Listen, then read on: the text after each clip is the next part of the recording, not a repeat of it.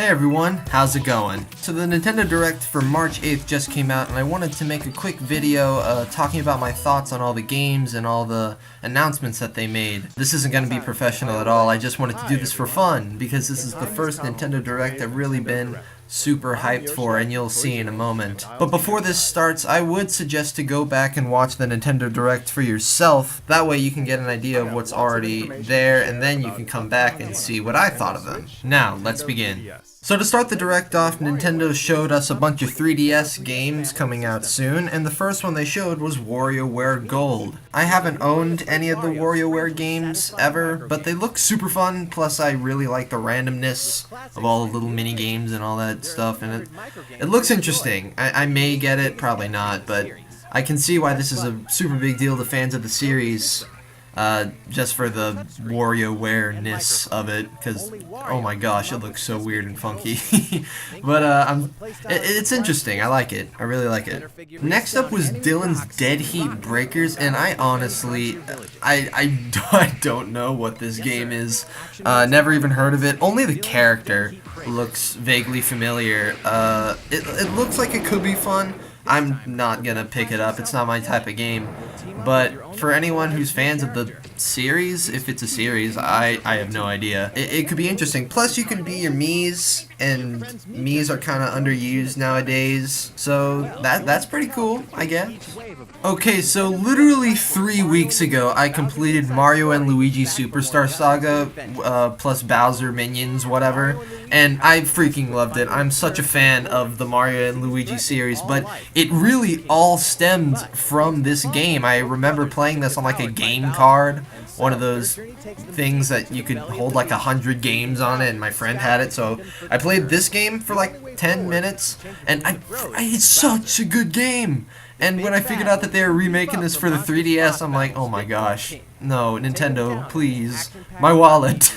But I honestly really do not like that this is coming out in 2019. Like, they say, like, coming next year. And I'm like, but we're at the beginning of 2018. That's so far away. But yeah, whatever. I'm gonna buy this anyway. So next up is Detective Pikachu, and aside from just Pikachu having a voice, there's nothing about this game that is interesting to me. I'm not really a fan of spy games and investigation stuff. I don't know why. I've never really played any. Maybe I would enjoy it, but I don't really see the appeal. For me, at least. I get why people really like this because, you know, Pikachu with a hat, you know, he looks pretty cool though anyway. Plus this is getting like a 3-inch amiibo along with it, which is freaking ginormous. So that's pretty cool for all those collector people out there, which I am not, so this game is just kind of there for me. And here comes the big boy. I bought Luigi's Mansion Dark Moon when I first got my 2DS, and I super loved it. I never played the original because I never owned a GameCube.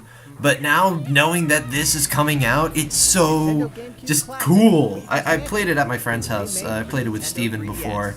But now that it's on the 3DS, I'm just like, oh my gosh, that makes so much sense. I understand why people are kind of upset that this wouldn't be ported to the Switch, but I mean, it's a port.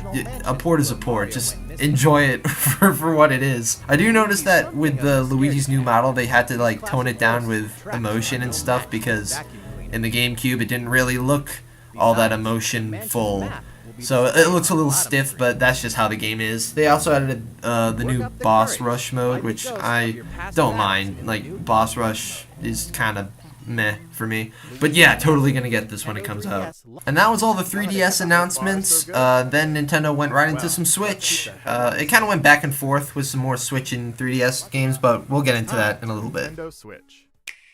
So the first big Switch announcement was something for Kirby Star Allies, which I know I'm definitely gonna get. I really haven't been a fan of Kirby, but for some reason this one's standing out to me, so I'm really excited to play this with a bunch of my friends. But anyway, this announcement introduced that you could unlock basically the characters from Return to Dreamland, like King Dedede, Meta Knight, and Bandana Waddle Dee. So that's pretty cool, like you don't just have to be a generic enemy. But along with that, they announced that they would be making more friends available, and they're like throwbacks to Rick, Kine, and Koo from one of the original Game Boy Kirbys, as well as Marks, which is like this jester guy from Superstar, and this other weird Dragon Quest looking guy called Gooey. So that's pretty interesting, and they also said they're going to add more characters later, so that's pretty cool.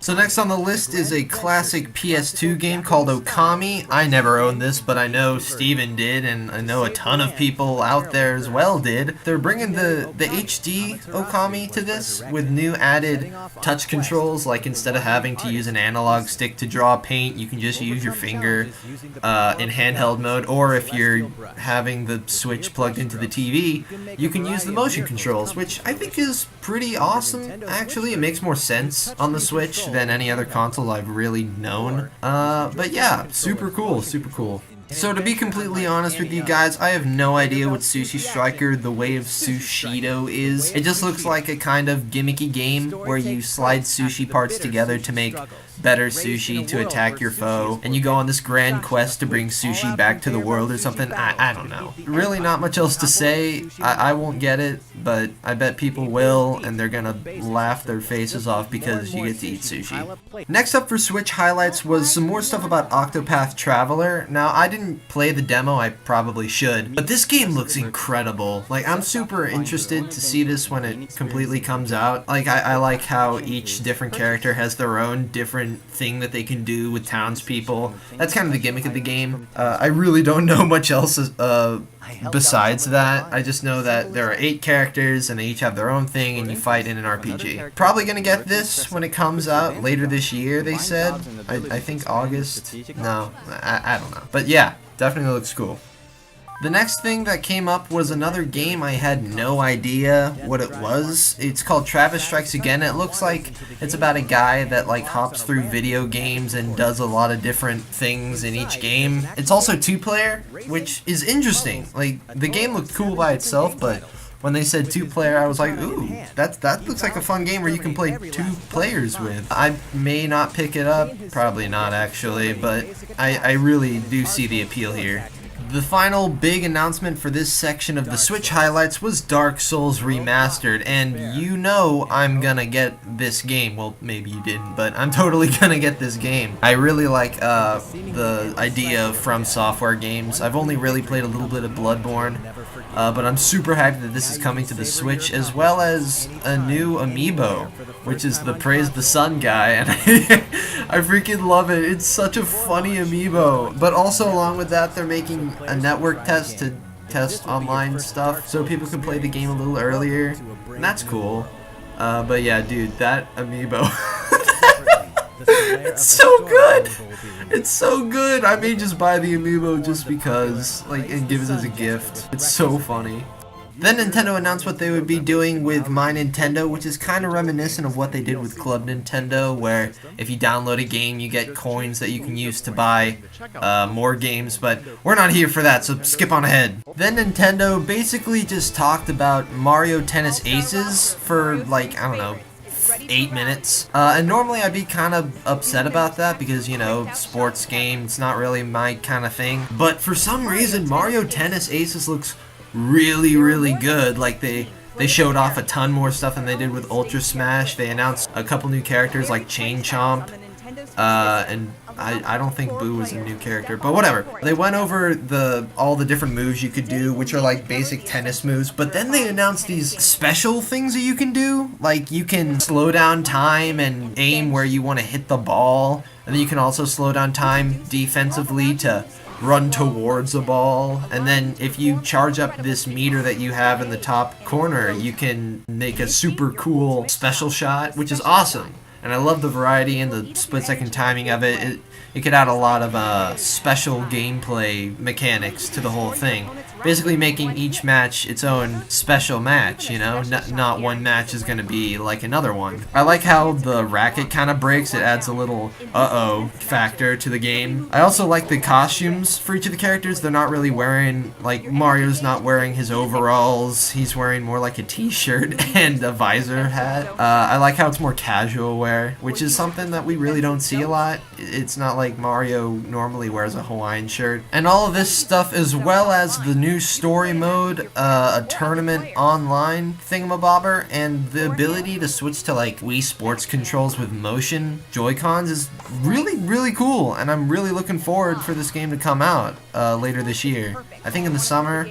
Probably a summer, I don't know, but I'm definitely excited for this game. And now we're down to the last batch of Nintendo Switch highlights, and we're starting off pretty cool with a port of Captain Toad Treasure Tracker. It looks basically exactly the same as the one on the Wii U, except this time they're adding some Mario Odyssey stages like New Donk City, and that's pretty cool. Probably not enough for me to warrant buying the whole game again, considering that I kind of lost my mind over the coin maze level. But they're also porting this game to the 3DS, which it works more on the 3DS, I think. Probably not going to get this, but I really do enjoy this. They also added the second player ability to throw radishes onto the screen, which is pretty neat. I like that. Adds some more cooperative play. But yeah, that's that. And honestly, something I never expected, freaking Undertale is coming to the Switch, and the trailer for this thing is so funny. Like, Sans says, "Oh, I turned off the Switch and these graphics are pretty great, huh?" But he turns it on and turns out they're actually standing on a Switch, and it's a great pun. But, oh my gosh, I may get this just because it's Undertale and it's on the Switch and it's just a dope time. But yeah, I love this. I love the idea of this.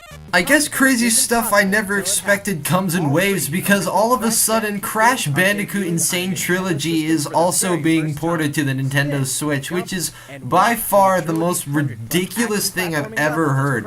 I am on board for this 100%, but it's just something I never would have thought, you know, like Nintendo and Sony, they're rival competitors, but look at it, Sony's past mascot, which used to like yell at Mario for being like all lame and stuff and saying how Crash was cool, is now on a Nintendo console. The graphics look scaled down somewhat, like you can't really see Crash's fur, it's more smoothed out, and of course, because that's on the Switch, it's not going to have the same hardware power as a PS4, but dude, just the idea of this is incredible, and I am totally in love. And stop number 3 of crazy stuff I never expected was Little Nightmares. This is a game I've already played on my channel if you guys want to start watching this. But yeah, I never would have expected this kind of a game on the Switch. I think it's super cool.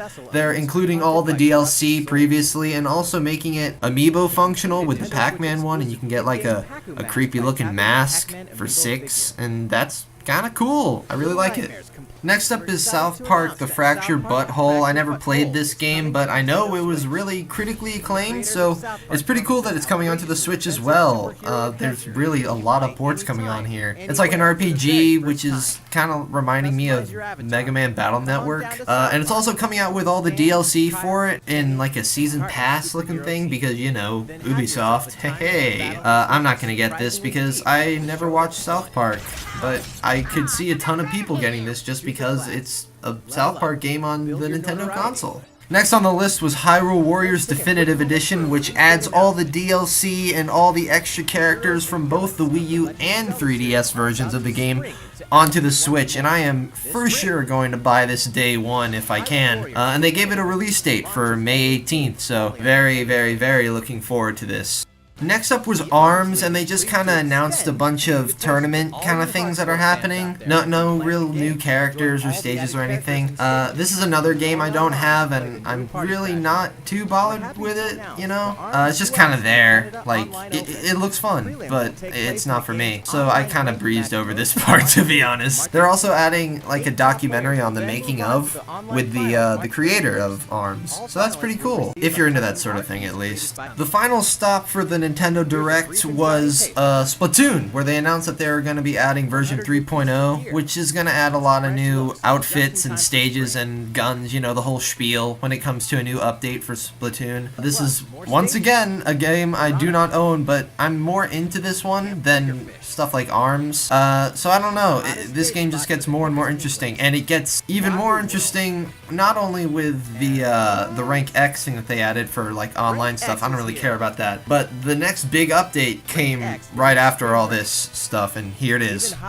So, from what I do know about the story of Splatoon is that there are Inklings and Octolings, and it's mainly the Inklings are the good guys and the Octolings are the bad guys. But this trailer, albeit seemingly creepy, and to be honest, I thought that this was like a zombie infection kind of looking thing that was going on, because it looked so not Splatoon-y.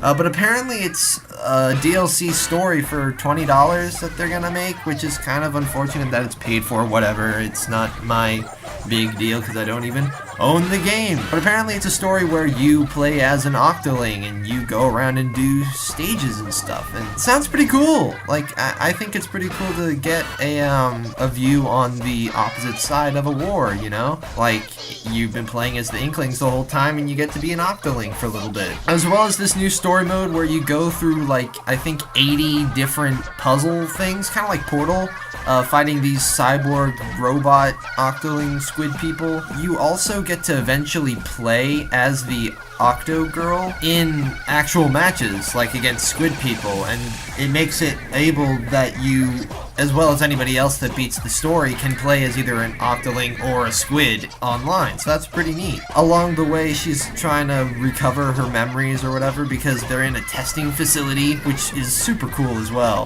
But yeah, it's like, it's so bizarre, and I really like how not kid-friendly seeming it looks. Maybe this will be the thing that'll get me into buying Splatoon 2 for the Switch, but for now I can't say for sure. It just looks super cool, and it probably sounds really cool too because this music is incredible. Regardless, this is a really cool little ad for Splatoon 2, and I'm super excited to see what else they do with the series. And just like the last couple of directs, Nintendo pulls a fast one on us and gives us a final trailer. It portrays the squidlings flooping around, and honestly, as soon as I saw it, I was like, oh, but they just finished talking about the Inklings. I really don't understand what's happening. I mean, it looks cool, and I've seen other people, their reactions looking at this. They're like, is this going to be like a port of Splatoon 1 to the Switch, or is this going to be a new TV series? But no, all of a sudden everything gets dark and Inkling Girl hears something and turns around and oh my gosh, it's Smash! Oh, this was such a cool reveal. Just the fiery Smash logo with everyone like Mario and Link, who's now looking like Breath of the Wild Link, looking all ominous with their faces all in shadows, and oh, this trailer gives me life. It's so cool. And then, like, it just goes Pikachu with the thin lines. It looks so clean. And I freaking enjoy it so much. In 2018, of course. Coming out this year. Super hype. So yeah, that was the Nintendo March 8th, 2018 Direct. I really hope you guys enjoyed my little look back through it. But yeah, no, I really enjoyed this Direct. There were so many cool things coming out, so many ports that I honestly didn't expect to be there. But oh my gosh, I'm Smash, man. Just just made the whole thing worthwhile. Just to watch the whole thing, expecting nothing, and then getting what you wanted, and it's fantastic, and I love it. So, thank you everybody so much for watching, and I'll see you when the next Direct comes out, I guess, maybe? I don't know. See you next time. Goodbye!